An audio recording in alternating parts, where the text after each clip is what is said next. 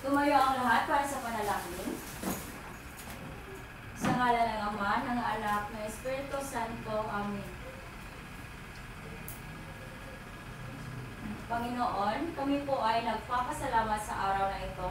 Sana kami po ay patnubayan sa aming gagawin ngayong araw na ito.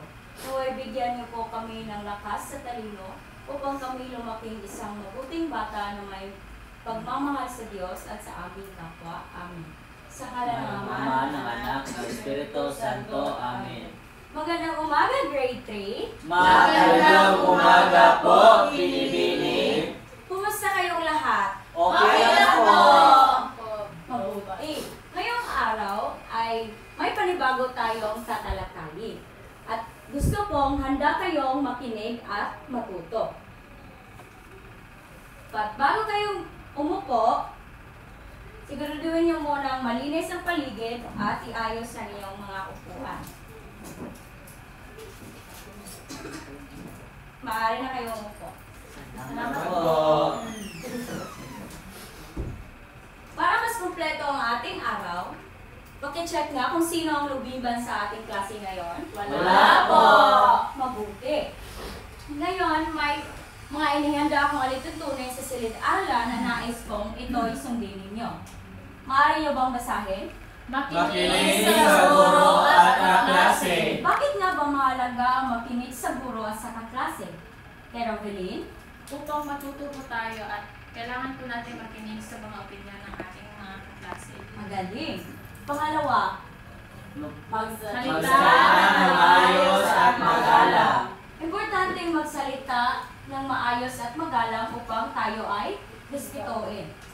Pangatlo, panatilihin ang kalinisan ng silid-aralan. bakit nga ba?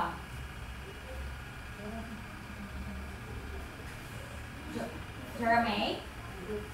Para po maging komportable tayong matututo at maiwas sa sakit. Mahusay. At panghuli, Gawin ang gawain at takdang aralin ng maayos. ang lahat ng ito ay nais kong itatak niyo sa inyong mga utak upang maging mahusay ang ating klase. Okay. Ngayon, may mga jumble words ako dito at nais kong iayos ninyo upang makabuo kayo ng isang salita. Sinong gustong magayos? Kay Rovelyn? Alay po. Ano sa palagay mo ito? Alay po.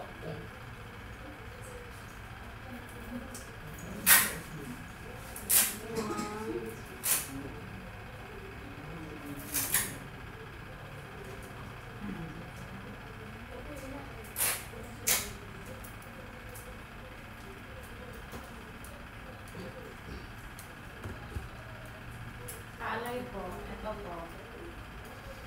Okay, salamat. Maaari ka na upo. Bakit nga ba mahalaga ang palay sa ating mga tao? Ederoy? Kasi ito ang pangunahing pagkain po ng mga tao. Tama. Kasunod natin salita, sinong gustong mag-ayos? Jeremy. Ano sa palagay mo ito? Sa tingin ko po, ito po ay mais.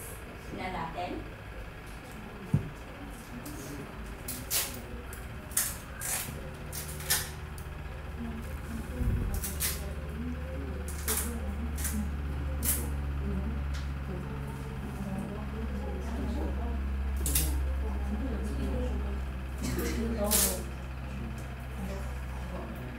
Okay, maaari ka na ako. Para saan sa palagay ninyo ginagamit ang mais? Dito. Ginagawa po itong popcorn. Okay, ang galing. Nakatutulong talaga ang mais sa ating pang-araw-araw na pagkain. Kasunod, ano sa palagay niyo ito? Arman. Ano sa palagay mo ito? Sa palay ko po, niyog. Okay, tingnan natin.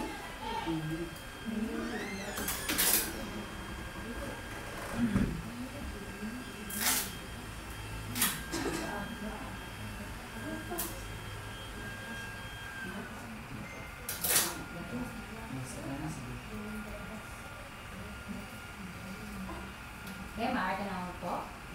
Sakto. Alam niyo ba kung ano ang niyog?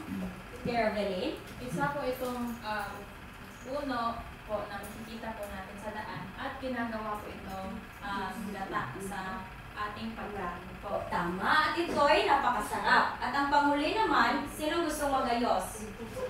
Roshana. Ano? Ano sa palagay mo yan? Tubo po. Alalahanin niyo ang ating mga alituntunin. Bakit kayo tumatawa? Kakatawa po isulat. Tubo po. Maaari ka naman po. Alam niyo ba kung ano ang produkto na gawa sa tubo? Opo. Ano ito? Joanne? Ginagawa pong asukal. Okay. Nakakatulong talaga ang tubo sa ating kabuhayan. Ngayon, sino ang makapagsasabi sa atin kung ano ang ating itinalakay noong nakaraang araw? Deroy? Tungkol po sa kabuhayan at pinagkukunang yaman sa lalawigan sa rehiyon po. Tama. Ang nakaraang paksa natin ay tungkol sa kabuhayan at pinagkukunang yaman sa lalawigan sa rehiyon. Ngayon, para mas malaman ang lahat, malinawan ang lahat, ano ang ibig sabihin ng kabuhayan at pinagkukunang yaman? Evelyn? Ito po ay hanap buhay ng at mga bagay na pinagkukunan ng pangangailangan po, teacher. Napakagaling. Ngayon, at alam na natin, maaari ba kayong magbigay ng halimbawa ng pinagkukunang yaman sa ating lalawigan? Crystal? Paalay. Ano pa? Mais. Kaya ka naman po, magagaling. Palakpakan natin ang ating mga sarili. At ngayon, may mga inihanda akong mga larawan at ng iba't ibang produkto at nais kong hulaan ninyo kung saan ito nagmula o sa ang lugar ito.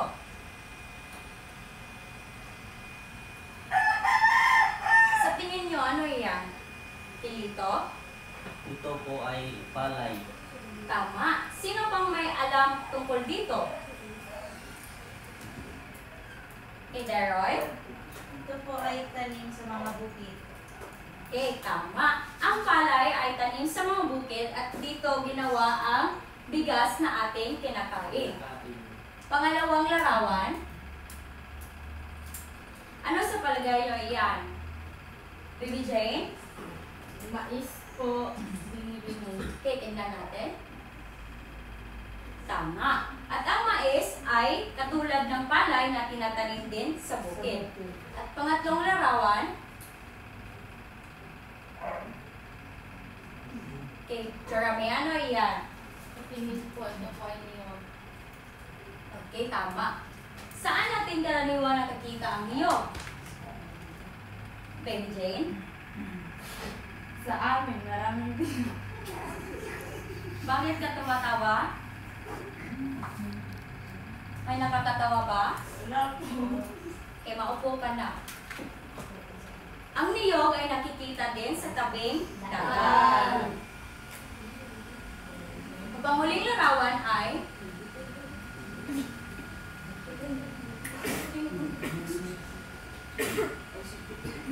ano sa palagay nyo iyan, Shana? Tubo po, teacher.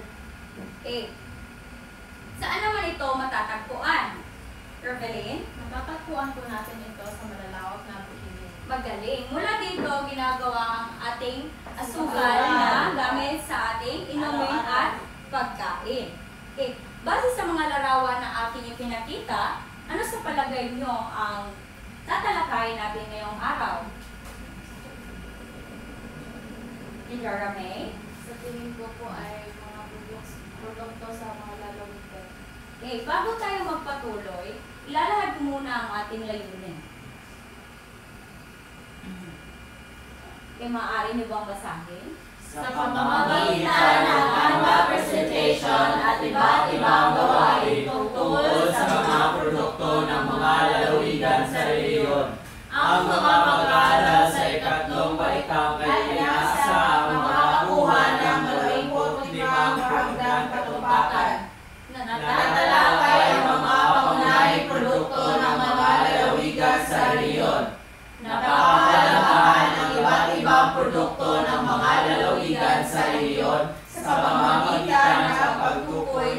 kanilang gamit at benepisyo at nakagawi ng iba't ibang pangunahing produkto ng mga lalawigan sa rehiyon tulad ng palay, mais, siyong at tubo.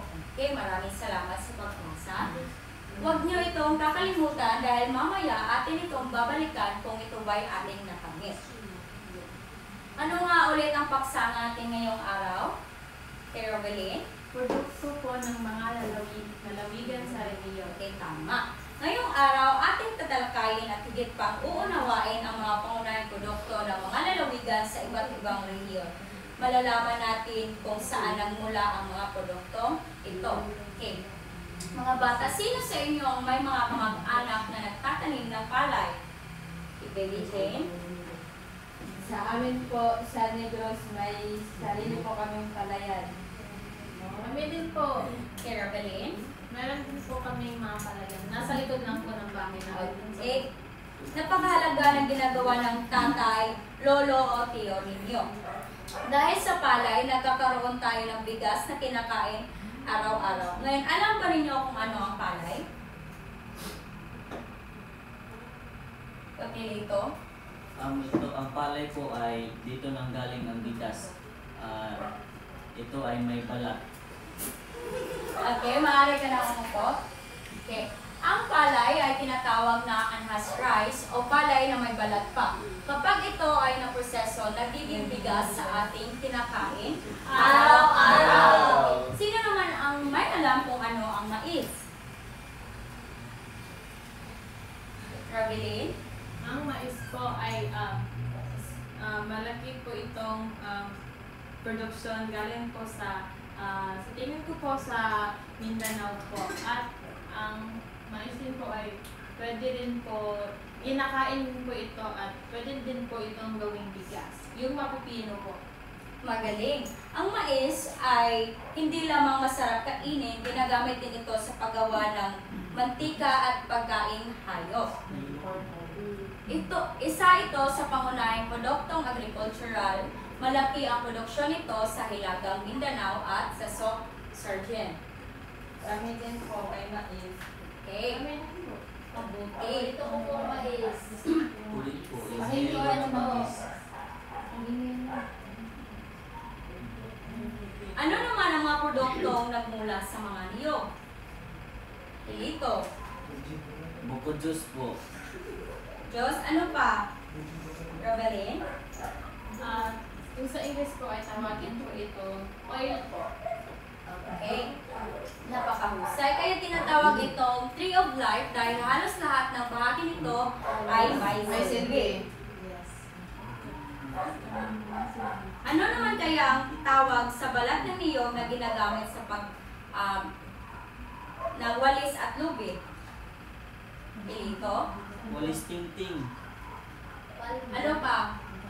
Yung ano po, bunot yung nilalapaso. Tama. At nangunguna sa produksyon ng niyog ang mga rehiyon sa Negros at iba pang bahagi ng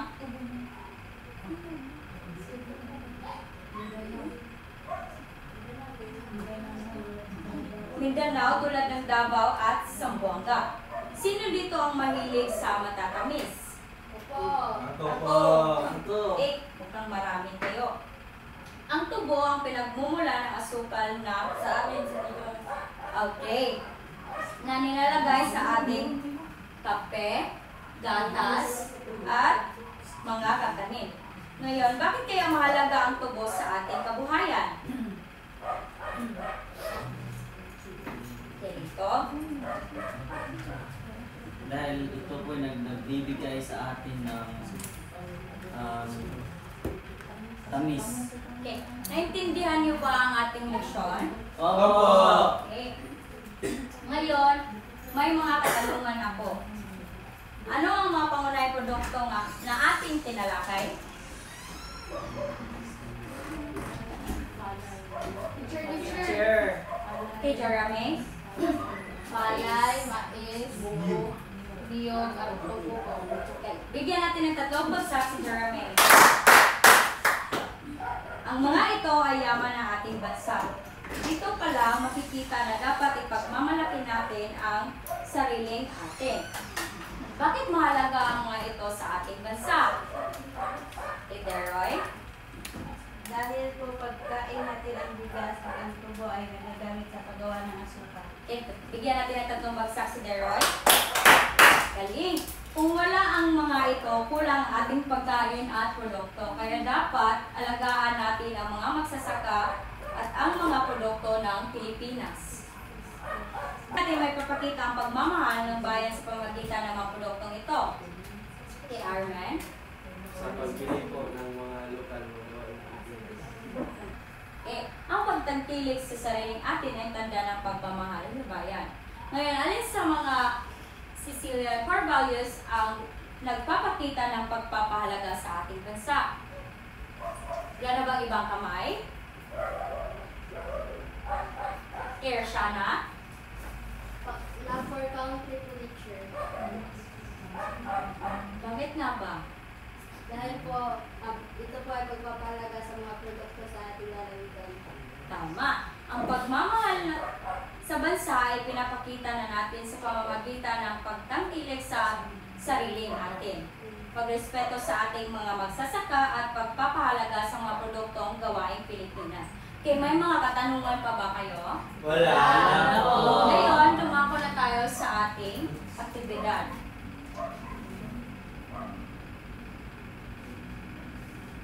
Babasahin ko muna ang tanong ko.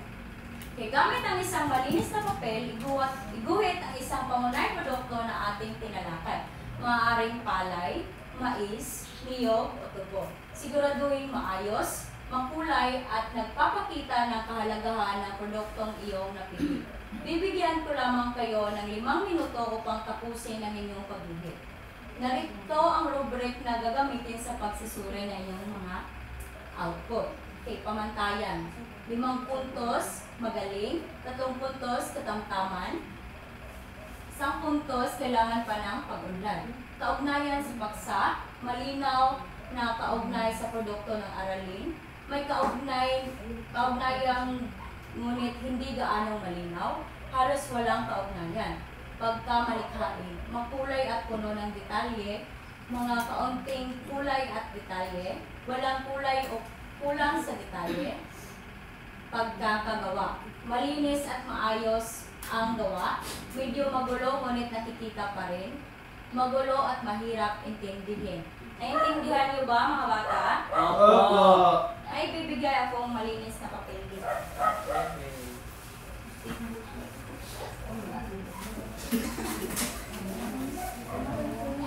Wala. Pahingi. Pahingi, dalawa. Isa nililito. Isa lang. Isa.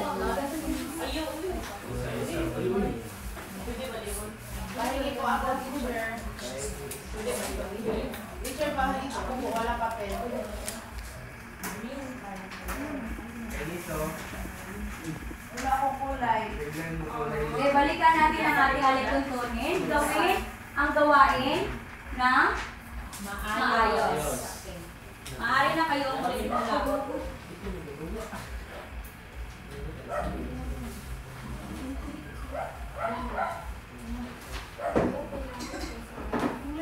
kulay. Bigyan niyo ako.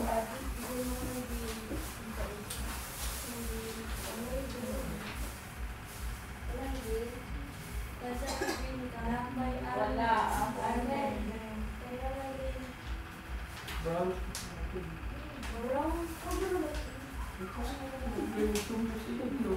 Tahimik.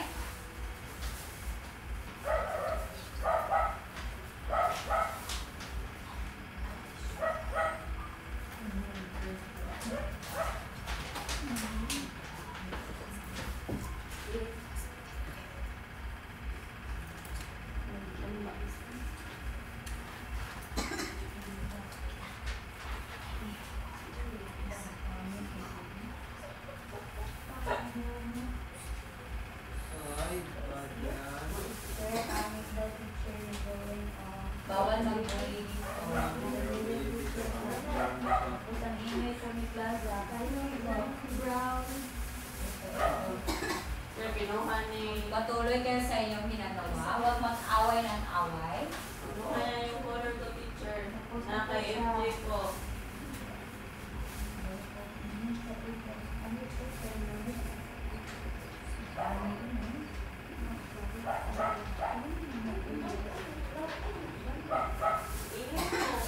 Ang ingay po ni Baby Jane teacher. Ate, BJ?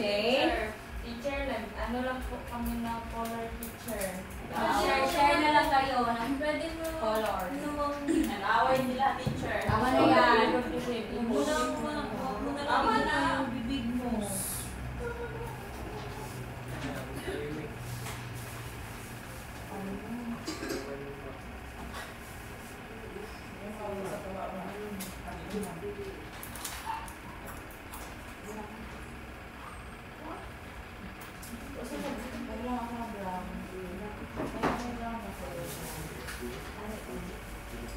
Meron na lang kayong 5 minuto. Hindi mo po ako tapos teacher. Ay, 5 minuto ka. 5 Minuto na.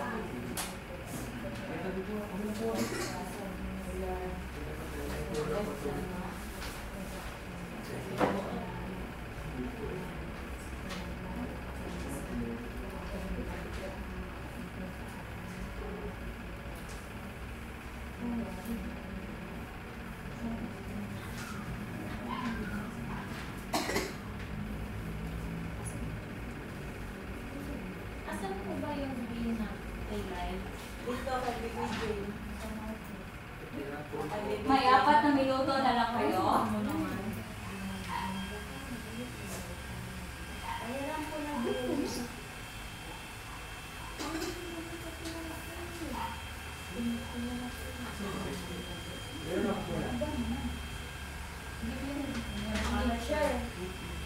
Yes, BBJ? Yung ginapit po ni Mary Jane, hindi po ito sa isang kinalakay na ngayon. Hindi po, sabi Okay niya. lang yan, BBJ. Titignan lang natin.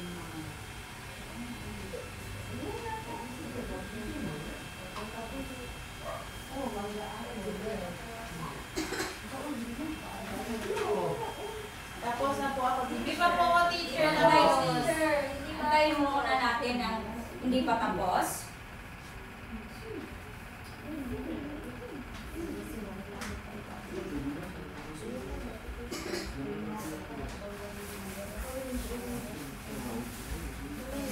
Anong kaguluhan dyan dito? Wala po. Nagkukulay lang po ako.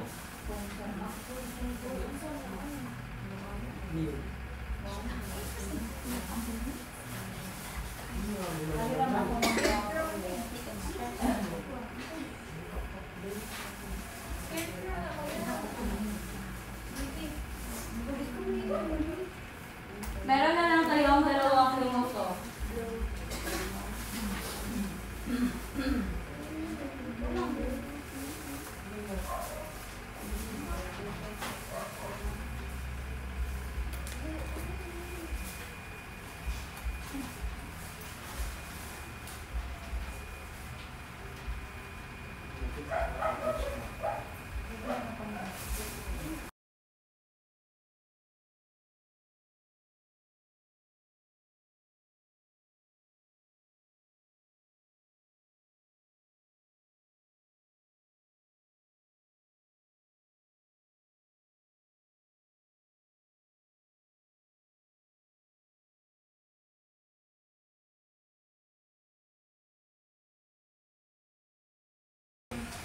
Sino ang mga tapos na? Hindi pa po ako tapos. Asan po yung color? Ito po.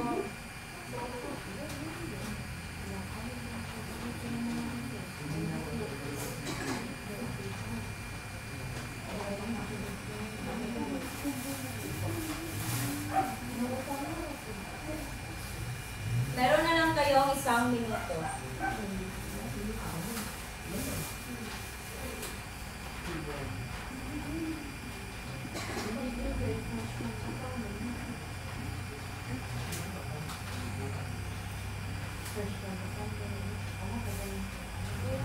Bakit po napaka-sabat mo?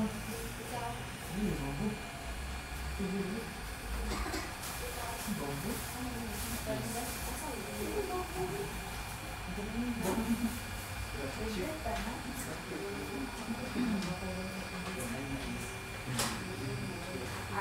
at Lito.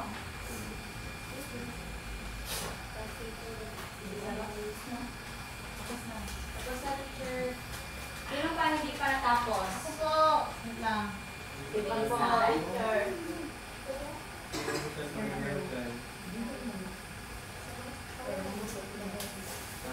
Tapos na ba? Opo. Okay. Simulan na natin magbahagi sa harapan. Sino gusto mo muna?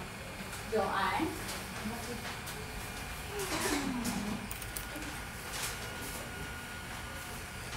Ang ginuhit ko po ay puno ng niyog na may bunga.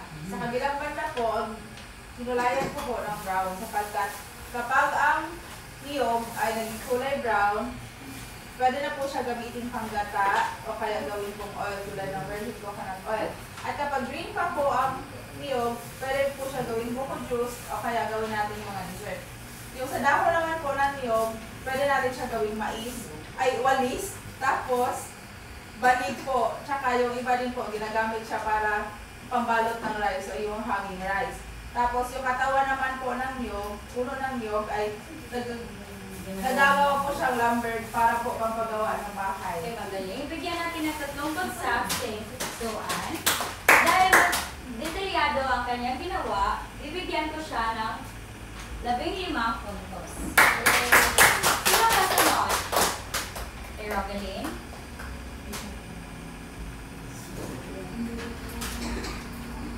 Narito po ang aking ito po ay mga palad. Dahil ito po ang pinili ko dahil kapag wala po mga magsasaka at palay, maaari po hindi tayo magkakain sa pang-araw-araw natin po. Kaya dapat po pahalagahan natin ang mga magsasaka. Kaya napakan natin si Rogelyn. Katulad ni Joanne ay malinis din ang kanyang gawa, kaya bibigyan ko siya ng 15 puntos. Katunod si Roshana. Ang aking ginuhit po ay dalawang niyog, cup of niyog. Dahil po, sabi po ni teacher kanina, ang niyog po ay tree of life. Dahil napapakinabangan sa ito lahat. Gaya ng dahon ng niyog, maaari po itong gawin na walis tingting, saka yung bunga po nito ay ginagawa pong gata sa ating mga ulam at saka yung tawag dito? Yung kanyang katawan po ay ginagawa pong bahay. Marian, ano po yung nasa gitna po? Oo. Ito kasi is, naranasan nyo na bang pumunta ng gala? Saka may ganito din, di ba? Wala. Bundok, saka sunset, tulog ng sunset. Hindi pa, kawawa naman kayo. Sorry. Palakpakan natin siya. Ayan. Bibigyan ko din siya ng 15 dahil detalyado ang kanyang gawa. Kasunod ay si Arman. Ito po ang aking tubo.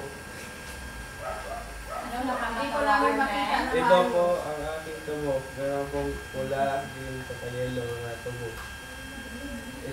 Tubo po ay mahalaga para sa ating asukal na ginagamit araw-araw. Okay, palakpakan natin si Arman. Bibigyan ko lang siya ng 13 dahil yung kulay na kanyang ginamit ay hindi masyado nakikita sa likuran. Okay. Kasunod, si Deroy.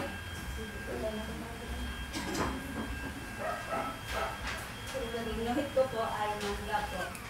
So, ang mangga po ay dito po sa ating lugar ay may ginagawa po itong dried mango sa kabinigeta po o mango bread. Okay, palakpakan natin si Deroy.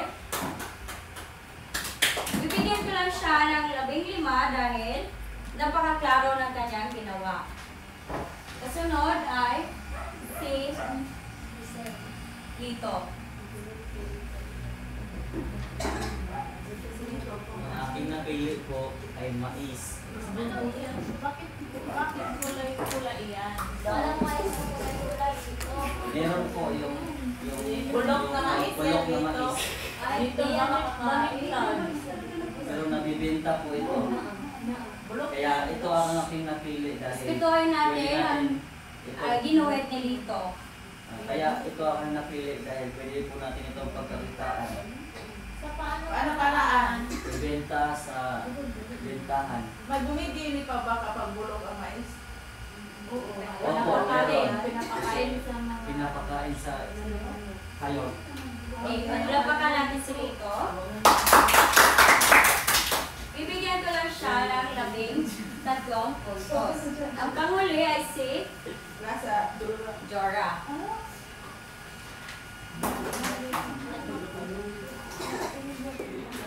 Ito po ang aking ginuhit po, teacher. Isa po itong mais. Ito po ay nakakain natin na bigas at pwede din po popcorn. Tapos yung balat po niya is pwede po siyang pagkain ng hayop tulad ng kalabaw po. Okay, bigyan natin ng 3 bagsak si Jarame. Base sa kanyang ginawa, ako ay labis na nasisiyahan dahil maganda ang kanyang gawa at ang yung kulay na ginamit niya ay sakto sa kanyang ginawa. Teacher, hindi ka po ba nasisiyahan? Nasisiyahan pa rin pero mas may maganda pa talaga. Tahimik ka. Okay. May mga katanungan pa ba kayo? Wala po! Dumako naman tayo sa ating pagtataya.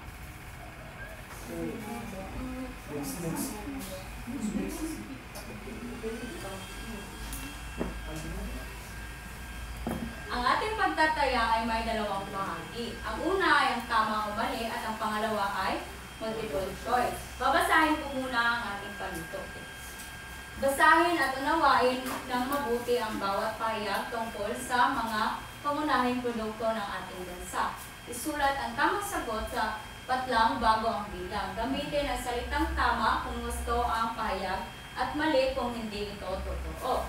Sa multiple choice naman, basahin at unawain ang bawat tanong. Isulat ang letra ng tamang sagot sa patlang bago ang bilang. Nagkaintindihan ba tayo mga bata? Opo!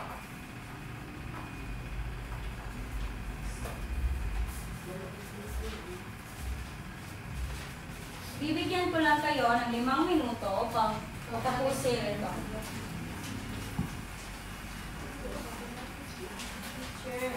Po.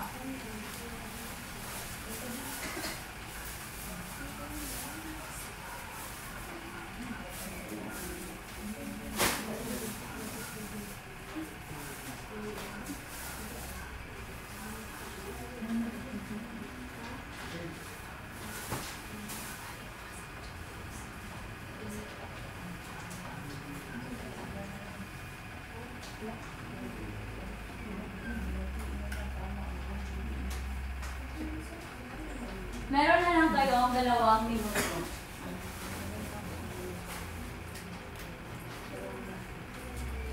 Tapos na po. Hindi pa po. Hindi pa po. Tapos na Tapos po. na ginawa.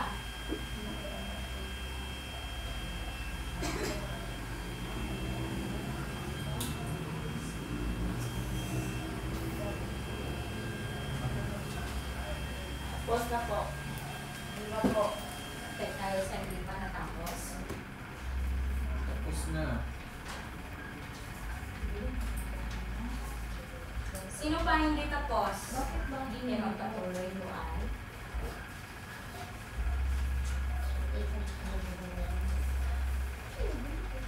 Teacher,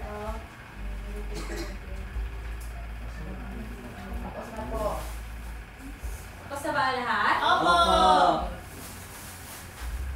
Ngayon ay magpalitan na kayo sa inyong katabi.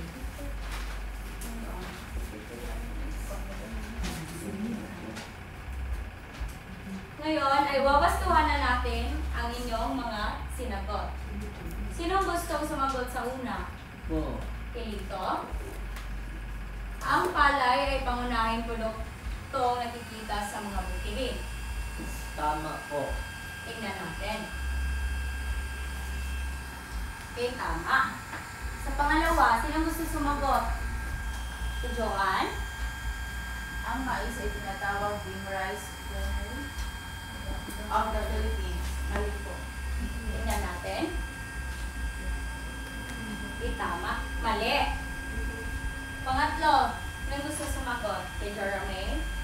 Ang niyog ay ginagamit sa paggawa ng isang pagkain. Tama po. Tingnan natin. Okay, tama. Kasunod is si Arman. Ang tubo ay pinagpumula ng asukal. Tama po. Tingnan natin. Okay, tama. At ang panghuli ay si Rizal. Ang niyog ay madalas na tanim sa parindagan. Tingnan natin. Okay, tama. Lumako na tayo sa pangalawang. Sinong gusto sumagot? Si Deroy? Ano ang pangunahing gamit ng palay? Di po teacher ginagawang bigas. Bakit ka hindi ginagawang mantika? Wala po yan sa discussion na kanina.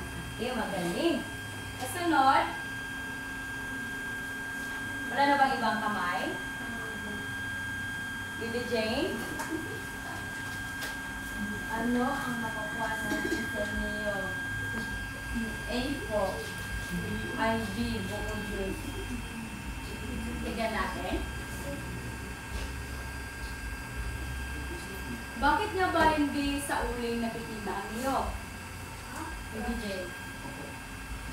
Pwede din naman po kasi may uling din naman po na niyog. Ngunit mas nakikilala talaga ang niyog sa bukod. Hindi tama. Kasunod, Joanne? Ang tubo ay ginagamit upang makagawa ng lagriko asukal. Hindi tama. Kasunod, Gabeline? Alin sa mga sumusunod ang pagkain na mula sa mais? A po, popcorn. Okay, magaling. Ang panghuli, kung gusto sumagot, Rishana? Bakit mahalaga ang mga produkto ng ating lalawigan? Di po, dahil No po. A po, dahil ito ay pinapakinabangan ng mga tao. Titignan natin. Okay, tama. Kaya sino nakakuha ng 10 punto?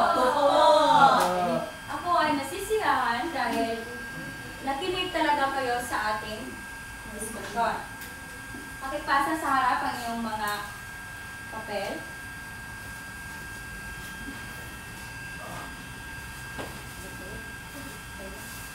Okay. Babalikan natin ang ating layunin kung ito ba'y ating nakamit. Magbibigay lang kayo ng 2 bagsak kapag ito ay ating nakamit at kung hindi naman ay 1 bagsak. Okay. Natatalakay ang mga pangunahing produkto ng mga lalawigan sa rehiyon. Napapahalagahan ba natin ang iba't ibang produkto ng mga lalawigan sa rehiyon sa pamamagitan ng pagtukoy sa kanilang gamit at benepisyo? At ang huli, nakakaguhit ng iba't ibang pangunahing produkto ng mga lalawigan sa rehiyon tulad ng palay, mais, niyog at tubo. Mahusay. Ngayon, gusto kong kunin ninyo ang inyong mga kwaderno. Narito na po. Upihin ninyo ang iyong takdang aralin. Babasahin ko muna ang panuto. Isulat ang 4 na pangunahing produkto ng mga lalawigan sa inyong rehiyon. Pangalawa, isulat kung saan karaniwang nakikita o nagagamit ang bawat produkto. Tapos na ba? Opo. Naintindihan niyo ba ang panuto? Opo. Tumayo na ang lahat. Linisin ang ating paligid. Isaayos ang mga upuan. Sa ngalan ng Ama, ng Anak, Espiritu Santo, Amen. Ang ating sama sa Anak sa Espiritu Santo, kabalang mo ng mga ngayon, at sa walang hanggan. maraming salamat. Grade 3. Paalam!